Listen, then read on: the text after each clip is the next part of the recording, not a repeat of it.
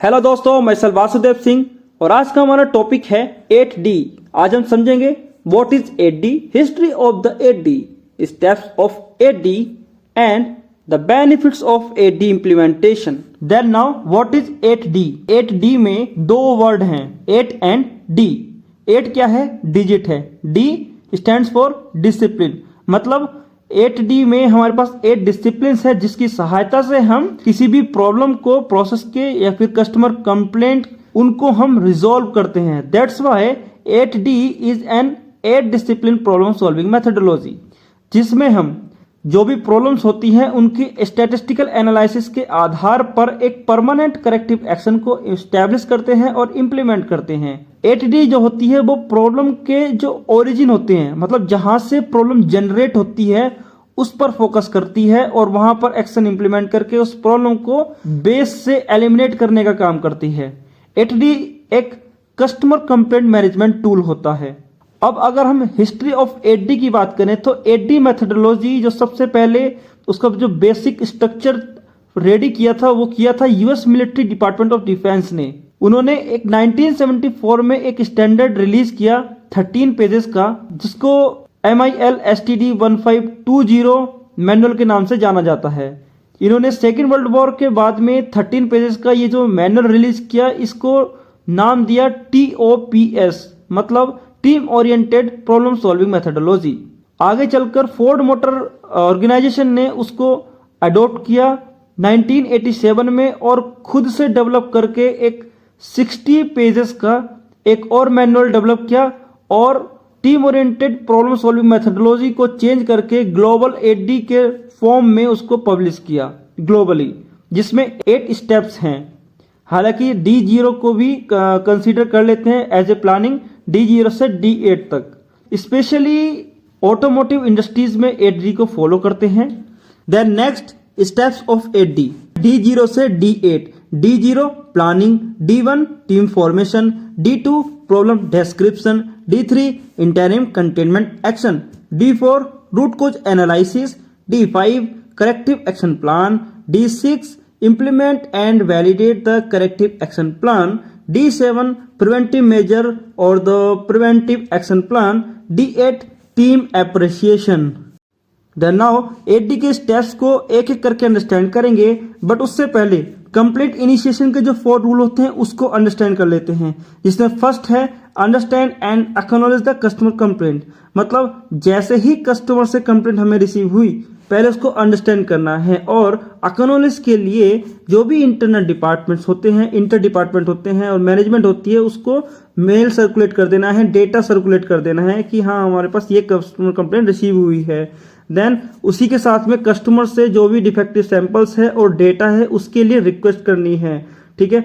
Then second point is document the information in the 8D tracker. So अभी हम 8D के बात कर रहे हैं तो 8D में 8D ट्रैकर होता है, उसमें डेटा को फिल करके हमने कस्टमर कंप्लेंट को रजिस्टर करना है। बट अगर हमारे पास 8D नहीं है, हमारे पास दूसरे कोई फॉर्मेट है जैसे कापा या अदर, देन उसमें कस्टमर कंप्लेंट लॉग होता है, तो वहां पर हमने कंप्लेंट को रजिस्टर करना है। Then third is in case of no trouble found then present evidence, seek the feedback और रिटेन द रिकॉर्ड्स। मतलब जो भी हमारे पास कस्टमर के सैंपल्स आते हैं, हमने उसको एनालिसिस किया, उस पर टेस्टिंग कंडक्ट की और हमें उसमें कोई भी ट्रबल फाउंड नहीं हुआ, तो हमने क्या करना है, एविडेंस प्रेजेंट करने हैं, फीडबैक को असेस करना है और रिकॉर्ड्स को रिटेन करना है। मतलब हमने कस्टमर से बात करनी है कि हमें उसमें कुछ भी प्रॉब्लम रिसीव नहीं हुई है और आप अपने हैंड पर देख लो, शायद उधर भी नहीं हो, बाई मिस्टेक में भी आपके जो भी टेस्टिंग मेथड में या फिर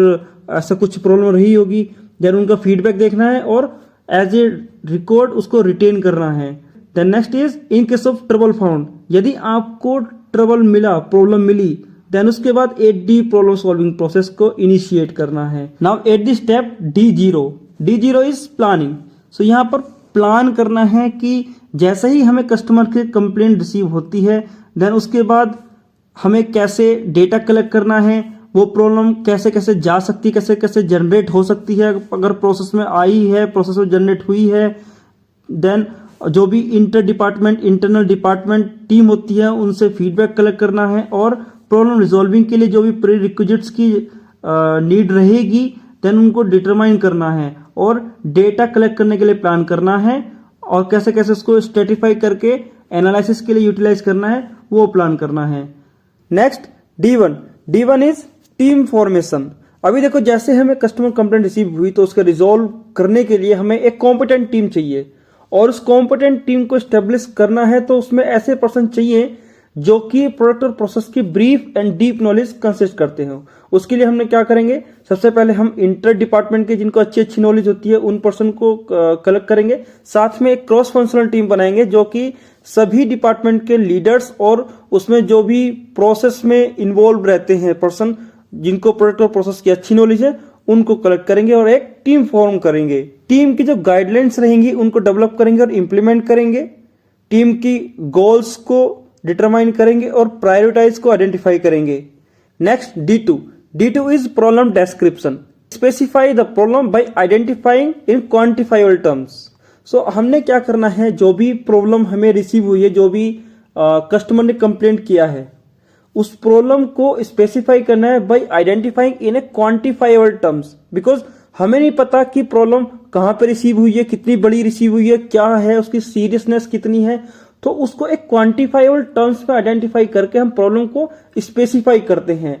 और उसके लिए क्या करते हैं, हम 5W2S टर्मिनोलॉजी यूज करते हैं जिसमें क्वेश्चन होता है who first reported the problem, मतलब जहां पर डिटेक्ट हुई है फर्स्ट टाइम वो उसको कैच किया है, so who first reported the problem. Second is what is the problem. Third one is when did the problem occur, जिसमें date, shift and timing etcetera होते हैं। The next is where did it occur, मतलब related to sector, supplier, machine और production line जो कि involve हमारे process में, ठीक है, जहां पर भी वो हुई है।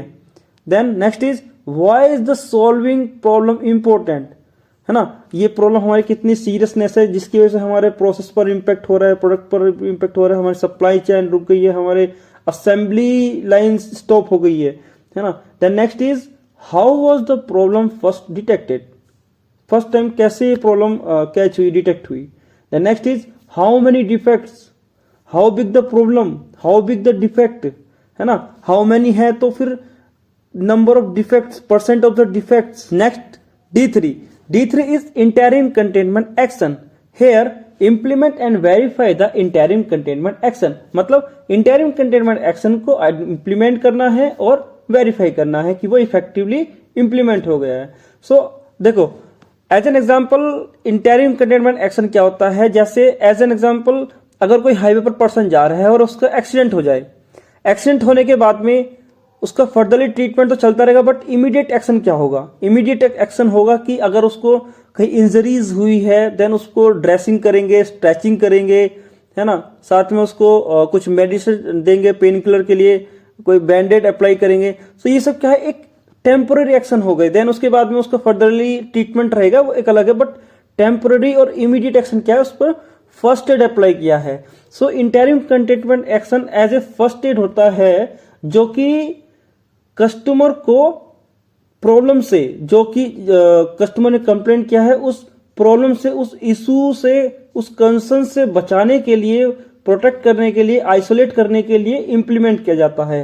It is called interim containment action. अब इंटरिम कंटेनमेंट एक्शन में कौन कौन से एक्शन होते हैं और कैसे होते हैं, देखो जैसे ही कस्टमर ने कंप्लेंट की, हमें कंप्लेंट रिसीव हुई, देन हमने देखा कि ये प्रॉब्लम क्या है, उसके लिए क्या करना है, सबसे पहले इंटर डिपार्टमेंट और जो प्रोसेस में है उसमें ट्रेनिंग कंडक्ट करना है।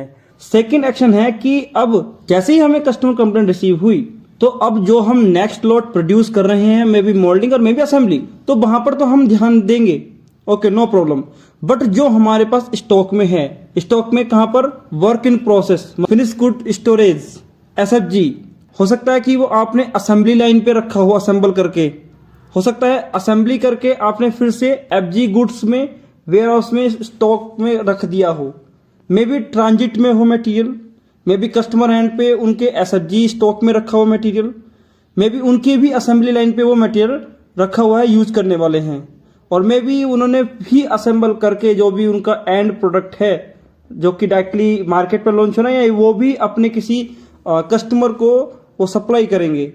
सो इन सभी लोकेशन पर हमारा जो भी प्रोडक्ट से रिलेटेड स्टॉक है उसको वेरीफाई करना है, सॉर्टिंग, सेग्रीगेशन, अगर एक्टिविटीज की जरूरत है तो वो करना है, रिवर्क रिपेयर अगर करना है पॉसिबल है, अगर रिवर्क करके ओके हो सकता है, और अगर रिपेयर भी करना है under deviation with the help of customer sign up approval, तो वो एक्टिविटीज कंडक्ट करना है। ये सभी एक्शन इंटरिम कंटेनमेंट एक्शन के अंदर कंसीडर होते हैं। Next D4. D4 is root cause analysis. Here, analyze to root cause by considering both why the problem occurred and why the problem was not detected. तो यहाँ पर जैसे D4 है root cause analysis, मतलब हमने root cause analysis करना है against the problem और कस्टमर कंप्लेन और the issue of the process, मतलब जो भी प्रॉब्लम है, इश्यूज हैं, कंसर्न है, कस्टमर कंप्लेंट है, उसका रूट को जहां से वो प्रॉब्लम जनरेट हो सकती है, हो रही है, उसको एनालिसिस करना है। और उसके लिए हम दो पैरामीटर कंसीडर करते हैं। फर्स्ट वन, प्रॉब्लम ऑकरेंस, कहां से प्रॉब्लम जनरेट हो रही है, एंड प्रॉब्लम डिटेक्शन, की प्रॉब्लम डिटेक्ट क्यों नहीं हुई। इन दो पैरामीटर के साथ साथ 6M फैक्ट्स को भी कंसीडर करते हैं, जिसके थ्रू हम man, machine, method, material, mother nature and measurement को कंसीडर करते हैं। रूट कोज एनालिसिस स्टेज में स्टेप बाय स्टेप कैसे परफॉर्म करते हैं। सबसे पहले ब्रेनस्टॉर्मिंग कंडक्ट करते हैं, जिसके थ्रू जो भी हमने टीम फॉर्म की थी, हमारी इंटरनल टीम और क्रॉस फंक्शनल टीम, जिसमें हमने डिफरेंट डिपार्टमेंट से पर्सन को सेलेक्ट किए था, उस टीम में हम क्या करते हैं, एक ग्रुप डिस्कशन करते हैं, जिसकी सहायता से हम कोजेस को फाइंड आउट करते हैं, जो कि डायरेक्टली और इनडायरेक्टली हमारे उस इशू से रिलेटेड होता है। देन उसके बाद हम क्या करते हैं, उन प्रोबेबल कोजेस में से स्क्रीनिंग करते हैं, प्रायोरिटाइजिंग करते हैं। देन जो भी हमारे पास प्रोबेबल कोजेस होते हैं, जो कि हमने कोज एंड इफेक्ट डायग्राम में प्रेजेंट किए हैं, उसका हम कोज वैलिडेशन करते हैं with the help of simulation method, hypothesis testing method और DOE, डिजाइन ऑफ एक्सपेरिमेंट। इनकी सहायता से हम क्या करते हैं, कोज का वैलिडेशन करते हैं to find out the possible causes. Then उसके बाद क्या करते हैं, जो भी हमें पॉसिबल और वैलिड कोज फाइंड आउट हुए हैं, उसका हम YY एनालिसिस के through root cause find out करते हैं। Next D5 is corrective action. जैसे हमने D4 में समझा कि हमने at the end of the D4 क्या हुआ, हमने YY एनालिसिस के through root cause find out हुए। देन हमने क्या करना है, उन रूट कोज के अगेंस्ट में एक करेक्टिव एक्शन बिल्डअप करना है। उसमें एक सिंगल करेक्टिव एक्शन भी हो सकता है, मल्टी करेक्टिव एक्शंस भी हो सकते हैं। उन करेक्टिव एक्शन को बिल्डअप करना है, प्लान करना है और इम्प्लीमेंट करना है। Next D6 is implement and validate the corrective action. Basically हमने जो करेक्टिव एक्शन प्लान है, करेक्टिव एक्शन प्लान को हमने बिल्डअप किया, प्लान किया और इम्प्लीमेंट कर लेते हैं हम D5 में। D6 में हम चेक करते हैं कि जो हमने करेक्टिव एक्शन प्लान इम्प्लीमेंट किया है, वो उसकी इफिशिएंसी और इफेक्टिवनेस कैसी है, वो अगर इफेक्टिवली वर्क कर रहा है या नहीं कर रहा है। जैसे ही हमें पता चलता है कि हमारा ये corrective action plan effectively implement हो चुका है, तो उसके लिए हम कस्टमर से अप्रूवल लेते हैं, और effectively implementation of corrective action होने के बाद और कस्टमर से अप्रूव होने के बाद में हम जो भी हमने कंटेनमेंट एक्शन इम्प्लीमेंट किए थे, उसको हम रिमूव कर लेते हैं, हटा लेते हैं।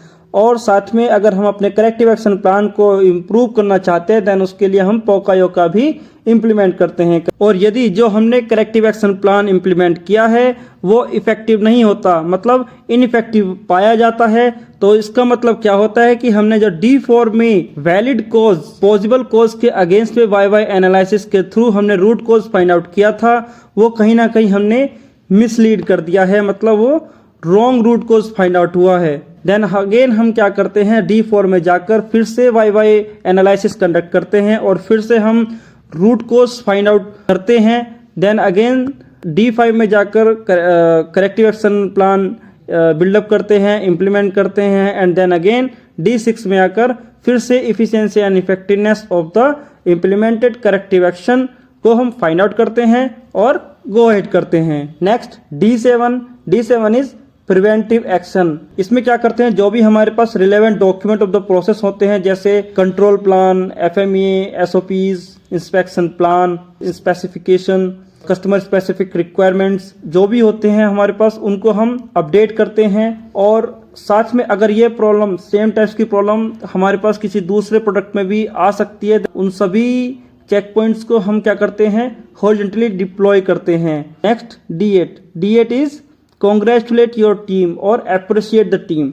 सो जो भी हमारे पास टीम है, इंटरनल टीम है, साथ में क्रॉस फंक्शनल टीम है, जिसने हमारे इस कंप्लीट जर्नी में टू रिजॉल्व द प्रॉब्लम उन्होंने सपोर्ट किया और अपने फुल एफर्ट्स अप्लाई किए, उसको हमने उन सभी को हमने अप्रिशिएट करना है, कॉन्ग्रेचुलेट करना है। Now the benefits of implementation of 8D methodology. 8D methodology को इम्प्लीमेंटेशन करने के बेनिफिट्स क्या क्या होते हैं, जैसे कि इम्प्रूव्ड कस्टमर सेटिस्फेक्शन। 8D जो होती है वो प्रॉब्लम के इशू के रूट पर फोकस करती है और वहां से उसको एलिमिनेट करने का काम करती है। मतलब प्रॉब्लम फिर से रिपीट होने के चांसेस बहुत कम हो जाते हैं, जिससे कस्टमर ऑब्वियसली सेटिस्फाई होगा और हैप्पी रहेगा। Second point, increase the organisation reputation. Next, enhance the competitor benchmarking status. Market में बेंचमार्किंग स्टेटस किया जाता है कि उस ऑर्गेनाइजेशन में 15 कंप्लेंट्स ईयरली रिसीव होती हैं, उसमें 16 होती हैं, उसमें 100 अबव 100 जाती है। तो ऐसे करके एक बेंचमार्किंग स्टेटस जो होता है कॉम्पिटिटर का वो एनहेंस होता है। Improved effectiveness and efficiency and problem solving. So जो भी हमारे प्रॉब्लम सॉल्विंग टेक्निक्स के थ्रू हम जब प्रॉब्लम को रिजॉल्व करते हैं तो वो इफेक्टिवली और इफिशियंटली हमारे प्रॉब्लम रिजॉल्व होती है। Minimize the risk of product recall. Improved communication, a better understanding of true root cause.